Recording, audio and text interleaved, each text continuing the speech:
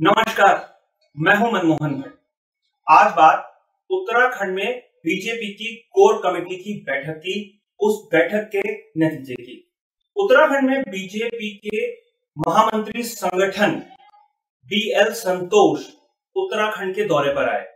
BL संतोष Bharatiya Janata party संगठन में number 2 position की हैसियत रखते हैं, यानी कि जेपी नड्डा जो पार्टी के अध्यक्ष हैं, उनके बाद बीएल संतोष ही सबसे प्रभावशाली व्यक्ति हैं भारतीय जनता पार्टी में।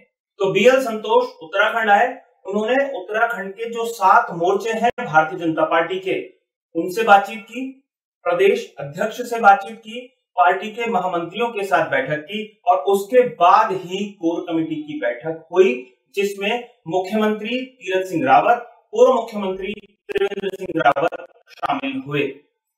सबसे बड़ा सवाल यहां पर यह है कि आखिर इस समय कोर कमेटी की बैठक करने का क्या औचित्य था और बीएल संतोष की मौजूदगी में यह बैठक क्यों रखी गई। क्या कहीं तीरथ सिंह रावत के सरकार का फीडबैक तो नहीं लिया जा रहा है? केंद्र कहीं तीरथ सिंह रावत के बयानों से, कार्यक्रमों से या उनकी सरकार की परफॉर्मेंस से नाराज तो नहीं है? और यही जांचने के लिए, यही परखने के लिए बीएल संतोष उत्तराखंड के दौरे पर आए। बीएल संतोष ने एक काम और किया कि कोर कमेटी की बैठक से पहले सभी मोर्चों से उन्होंने फीडबैक लिया, पार्टी के महामंत्रियों से भी उन्होंने फीडबैक लिया और उसके बाद उन्होंने तीरथ सिंह रावत और तमाम जो कोर कमेटी की बैठक के जो पदाधिकारी होते हैं कोर कमेटी में, जिनको आना होता है, उनके साथ बैठक की। एक बड़ा सवाल यहां पर यह भी उठता है कि क्या ये कोर कमेटी की बैठक उत्तराखंड के अलावा बाकी दूसरे राज्यों में भी पार्टी कर रही है जहां अगले साल चुनाव होना है, जैसे कि उत्तर प्रदेश या पंजाब में जहां अगले साल चुनाव होना है, क्या वहां पर भी कोर कमेटी इसी तरीके से बैठक कर रही है, सरकार का, संगठन का फीडबैक ले रही है, या सरकार और संगठन के बीच में क्या तारतम्य है उसको देखने की कोशिश कर रही है, या सिर्फ ये उत्तराखंड में ही हो रहा है? अगर ये सिर्फ उत्तराखंड में ही हो रहा है तो इसके कुछ दूसरे मायने निकाले जा सकते हैं। कोर कमेटी की बैठक में कुछ चीजें तय हुई हैं कि अगले 15 दिन यानी 1 तारीख से लेकर 15 जून तक कुछ विशेष कार्यक्रम चलाए जाएंगे। 30 मई को नरेंद्र मोदी सरकार 2 के यानी 2019 में जब दूसरी बार नरेंद्र मोदी के नेतृत्व में भारतीय जनता पार्टी की सरकार बनी, उसके 2 साल पूरे हो रहे हैं और उस दौरान सेवा कार्य किया जाना है और पहाड़ों में तमाम लोगों की ड्यूटी लगाई जा रही है जो इस व्यवस्था को देखेंगे और वास्तव में पहाड़ की जनता से फीडबैक लिया जाएगा कि आखिर उत्तराखंड में क्या स्थिति भारतीय जनता पार्टी की है, तीरथ सिंह रावत सरकार की है।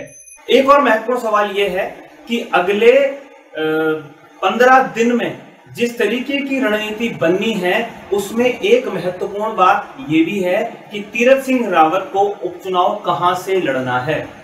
संवैधानिक व्यवस्था के तहत तीरथ सिंह रावत को 10 सितंबर से पहले विधानसभा की सदस्यता ग्रहण करनी है और इस पर भी माथापच्ची चल रही है कि तीरथ सिंह रावत किस विधानसभा से उपचुनाव लड़ेंगे।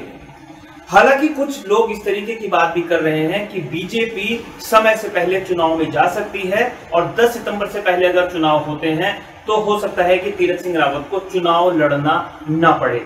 लेकिन जो कोर कमेटी की बैठक हुई है उसमें इस पर कोई बहुत ज्यादा बातचीत नहीं हुई है, यानी कि समय से पहले चुनाव की रणनीति पर कोई बात नहीं हुई है। हाँ, ये बात जरूर है कि अगले 2 हफ्तों में बीजेपी की एक और महत्वपूर्ण बैठक होगी जिसमें यह तय जरूर किया जाएगा कि आखिर तीरथ सिंह रावत उपचुनाव किस विधानसभा सीट से लड़ेंगे। आप हमें ये बताइए कि आपको ये वीडियो कैसा लगा। अपनी राय हमें कमेंट्स बॉक्स में लिखकर जरूर भेजिए।